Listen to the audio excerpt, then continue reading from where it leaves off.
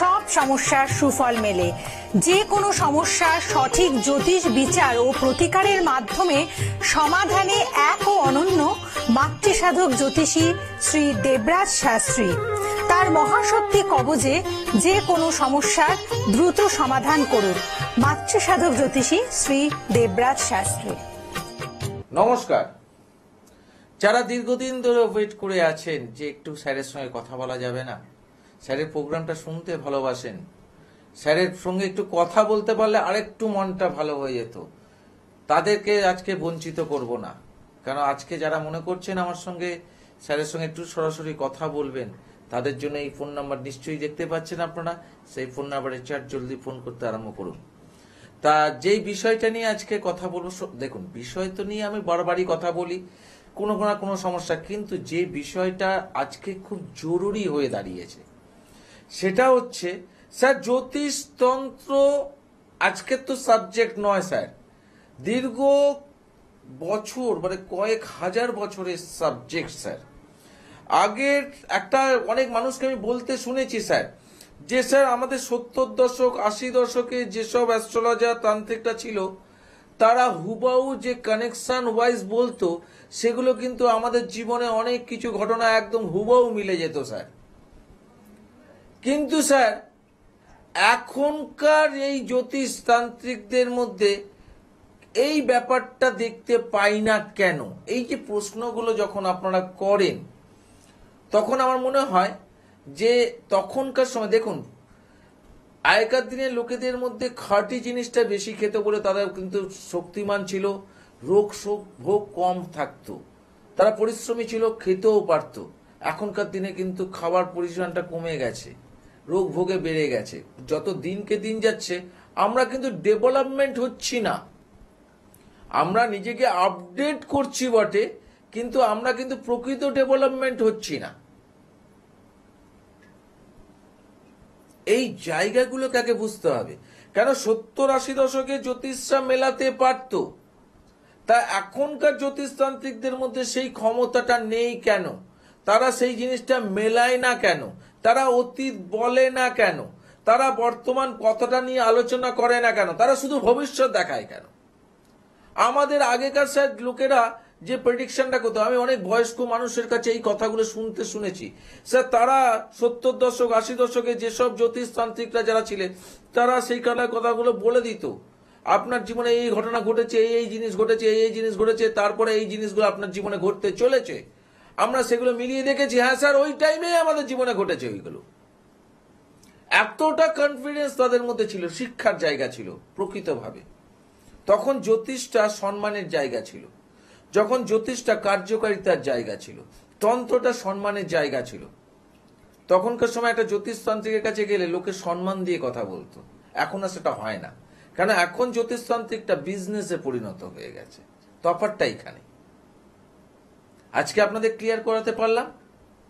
তা বলে কি প্রেডিকশন যায় না? হ্যাঁ জানে, অনেক জ্যোতিষতান্ত্রিকরা তারা প্রেডিকশন জানে, কিন্তু আমার তো টার্গেট তো ওটা নয় স্যার। আমাদের জ্যোতিষতান্ত্রিকের টার্গেট হচ্ছে তোমার থেকে কি করে অর্থ ইনকাম করব, তাই জন্য তোমাকে ভয় খাওয়াতে হবে। এই ভয় জিনিসটাই তো আজকে জয় করেছে বলেই আজকে প্রচুর মানুষ তাদের কাছে গেছে, প্রতিকার করেছে, কার্যকারিতা পায়নি। আমি বিতর্কিত অনুষ্ঠান করছি না, বিতর্কিত করাটা আমার কার্যকারিতা না। আর যারা মনে করছেন যে ফোনে আমার সঙ্গে কথা বলবেন তারা জলদি ফোন করুন। কেন হচ্ছে যে সরাসরি কথা বলার নাম্বার এটা, সেখানে আপনারা ফোন করুন, ওই নাম্বারে দেখতে পাচ্ছেন ওই নাম্বারে ফোন করুন। কিন্তু এই জায়গাটা তো আগে বুঝতে হবে। তাহলে জ্যোতিষরা কি এখনো পারে? এই এখনকার 2025 সালে দাঁড়িয়ে জ্যোতিষরা কি অতীত মেলাতে পারে? তান্ত্রিকরা অতীত মেলাতে পারে? যারা যেটা আগেকার দিনে হতো সেটা এখনকার দিনে হয়, পারে কি? ইয়েস, যারা প্রকৃতভাবে জ্যোতিষ তন্ত্রের চর্চা করে তারা পারে। যারা চর্চাটা সেইভাবে করেননি তারা পারে না। তাহলে এবার আপনি বুঝবেন কি করে যে কারা প্রকৃত লোক? স্যার সব জ্যোতিষ তান্ত্রিক, হ্যাঁ একটু হোল্ডে থেকো, হ্যালো, হ্যাঁ একটু হোল্ডে থেকো। সব জ্যোতিষ তান্ত্রিক তো তোমার অতীত বলার থেকে সবচেয়ে বলে কি সমস্যা নিয়ে এসছো? আরে সমস্যার কথা কেন বলবো স্যার?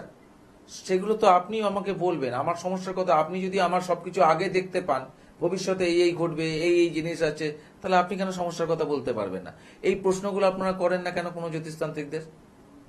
করার সময় তো আপনি তো ভিজিট দিয়েছেন তাকে, কেন প্রশ্ন করেন না কেন?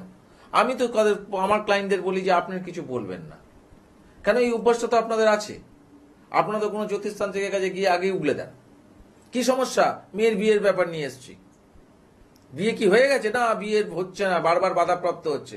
তা তো ওকে জানিয়ে দিলেন ঘটনাটা। আরে দেখুন, ওই বিয়েটা হচ্ছে না কেন সেটা উনি বলতে পারেন কি না, সেটা নিয়ে কোনোদিনও চর্চা করেছেন? কোনোদিনও দেখেছেন? না, দেখেননি। হ্যাঁ, হয়ে যাবে আপনার মেয়ের বিয়ে বলছেন তো, বিয়ের বাধাটা, হ্যাঁ একটা বিশাল বড় প্রবলেম। কেউ একজন বেঁধে রেখেছে আপনার এই বিয়েটাকে, এটাকে ক্লিয়ার করতে হবে, তার জন্য এই পয়সাটা লাগবে, নাহলেই আপনার মেয়ের বিয়ে হয়ে যাবে, এই বছরই দিয়ে দেবো বিয়ে। খুব আনন্দিত হয়ে করলেন, তারপরে বছরটা পেরিয়ে গেল, মেয়ের বিয়ে আর হলো না। তো অফারটা কেন? ওকে তো রোগই ধরতে দিলেন না, রোগের আগেই তো আপনি বলে ফেললেন। হ্যাঁ, আমি এসছি স্যার, আপনার কাছে দেখাতে এসছি, আপনি তো বলবেন, আমি তো শুনবো।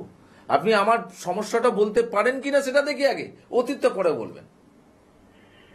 সে অতীত ঘটনা বলবে, সমস্যার কথা বলুক, তাহলে তো আমি বুঝতে পারবেন যে হ্যাঁ আমার প্রকৃত মানুষের কাছে এসছেন। কেন উগলে দেন? বুদ্ধি তো আপনাদেরও আছে, বুদ্ধিটাকে নির্বুদ্ধিতে কাজ করেন কেন? আর করেন বলে এই জন্যই আমি আপনাদেরকে সচেতনতা বোধটাকে আনাবার জন্য এই অনুষ্ঠানটা করে যাই।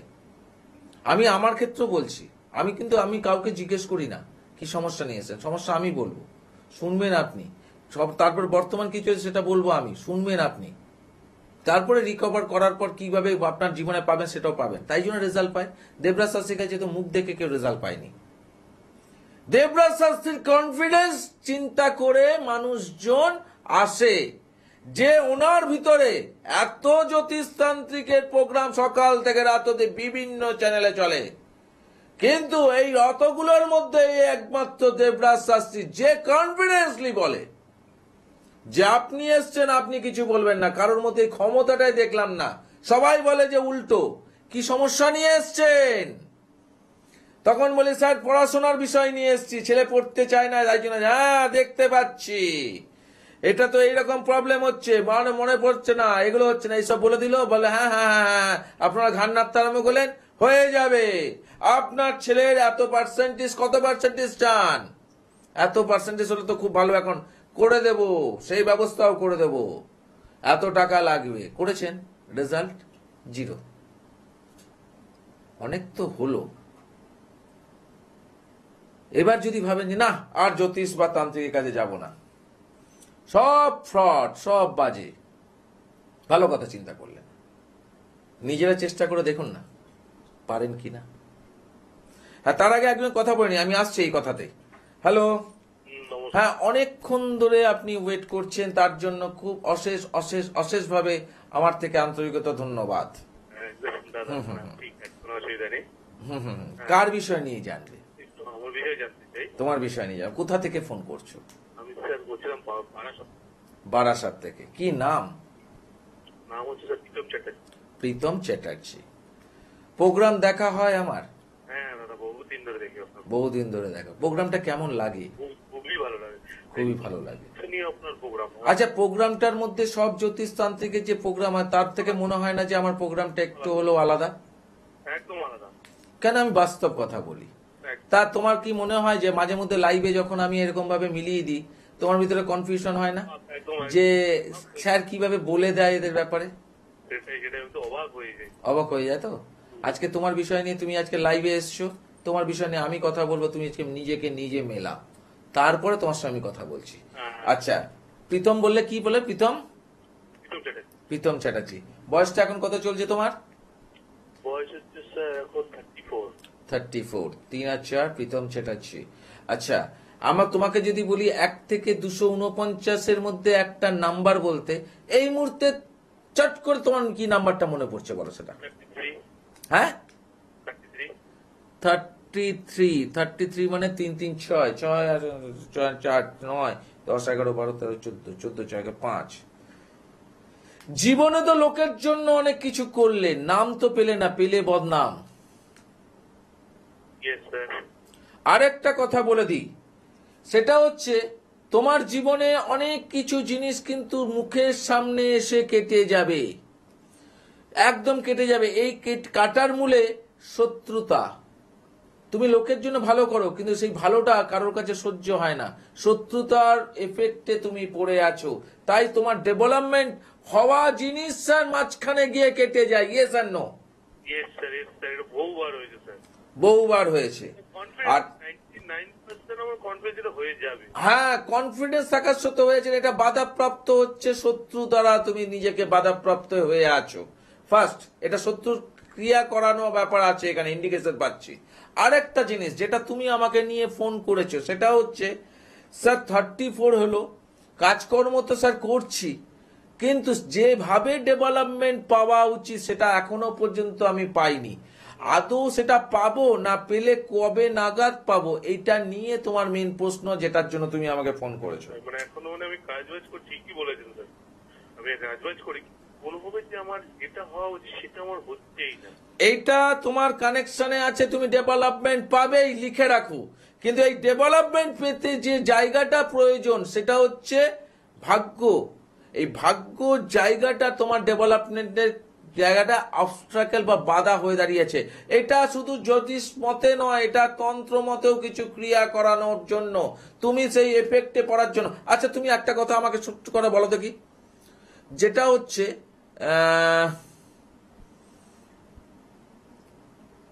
খিদে পায়, কিন্তু স্যার খেতে বসে সেই খাবারটা মনের ইচ্ছা জাগে না। ইয়েস আর নো আমাকে বলো। ঠিক ঠিক ঠিক ঠিক বলেছেন স্যার। হ্যাঁ, এটাই হয়, এটাই হয়। তোমার পেটে ওষুধ আছে, এই ওষুধ তোলো। ধরুন আমি খাবারটা খাবো, কিন্তু আমি ওটা বলছি তো, তোমার একটা শত্রু দ্বারা ক্ষতি আছে, পেটে ওষুধ আছে। এই ওষুধ যদি তুমি তুলতে পারো, আর তোমার গ্রহগত কিছু অবস্টাকেল আছে সেটা যদি ক্লিয়ার করতে পারো, তোমাকেই ফোনের মাধ্যমে তোমাকে পরবর্তীকালে এসে বলতে হবে যে স্যার আমি এখন অনেক ভালো আছি। ঠিক আছে? পারলে এই শ্রাবণ মাসে এই কাজটা করাও। কেন আমি বারবার বলি, শত্রু দমনের জন্য এই শ্রাবণ মাস। তোমার এই শ্রাবণ মাস তুমি খুব ভালো টাইমে ফোন করেছো এই কাজটা করার জন্য। তুমি করলে যে বারাসাত থেকে আমার কলকাতার চেম্বার আছে রাজবিহারীতে, যোগাযোগ করে নিও। কারণ এই টাইমটা খুব মারাত্মক টাইম শত্রুকে অ্যাটাক করার জন্য বা শত্রুর দমনকে রাখার জন্য। এই টাইমটা হচ্ছে মারাত্মক টাইম। তোমার ডেভেলপমেন্ট একদম 100% আছে, এটুকু আমি তোমাকে জোর গলায় এই অনলাইনে বলে দিলাম। ঠিক আছে? পারলে যোগাযোগ করে নিও। এই যে জায়গাগুলো, এটাই তো মেনে মানুষ চায়। মানুষ কি চায়? সমস্যায় পড়েছি স্যার, আমাকে সমস্যা থেকে রেহাই করতে হবে, রিপ্লাই। এটাই তো মানুষ চায়। এইটা যখনই পাবে সেই মানুষটা, আজকে আমার আজকে বাড়ির চেম্বারে, আজকে বাড়ির মন্দিরে, আমার বিভিন্ন চেম্বারে মিষ্টির প্যাকেট কেন আসে? কারোর বাড়ির পেঁপে আসে কেন? কেউ বাড়ির স্যার নারকেল নিয়ে আসে কেন? দুটো পেয়ারা নিয়ে আসে কেন? আবার অনেকে তার নিজস্ব হাতে বানানো জিনিস খাইয়ে দিয়ে যায় চেম্বারে। আমি বলি আমি তো একা খাই না, চেম্বারে আরো অনেকজন আছে, সবাইকে দিয়ে খাই। খাওয়াটা ফ্যাক্টর নয়, এই আনন্দটা হচ্ছে বড় ফ্যাক্টর। যে কোনো মানুষ যখন কিছু ভালো কিছু পায় না, তখন আনন্দে সে অনেক কিছু করতে ভালোবাসে। তা এইভাবেই তো আমি সবার হাসিতে পরিণত করেছি। কান্নার থেকে মানুষ কেঁদেছে, মানুষ বিভিন্ন জায়গায় গিয়ে সমস্যায় পড়ে প্রতিকার করে কার্যকারিতা না পেয়ে মানুষের চোখের জল বেরিয়েছে। সেই চোখের জলকে মুছিয়ে আমি হাসিতে পরিণত করেছে আমার এই বংশ পরম্পরা রিলেটেড মহাশক্তি কবচ। যারা শ্রাবণ মাসের মধ্যে এই সমস্যাগুলো নিয়ে যারা প্রকৃতভাবে কার্যকারিতা করতে যায়, তাদের জন্যই এই শ্রাবণ মাস। বিবাহিত লাইফ ডিস্টারবেন্স বা বিবাহের জায়গায় প্রবলেম যাদের, ব্যবসায়িক যাদের প্রবলেম, বিভিন্ন জায়গায় যাদের যেরকম প্রবলেম আছে সেই অনুযায়ী যারা শত্রু দমনের প্রবলেম, তাদের জন্য এই শ্রাবণ মাস পারলে কাজে লাগান। তার জন্য যোগাযোগ করতে হবে এই দুটো নম্বরে। সময়ের ঘড়ি বলছে আর তো সময় নেই, যেতে হবে। আবার দেখা হবে ঠিক একই সময়। আজকের মতো বিদায়, নমস্কার।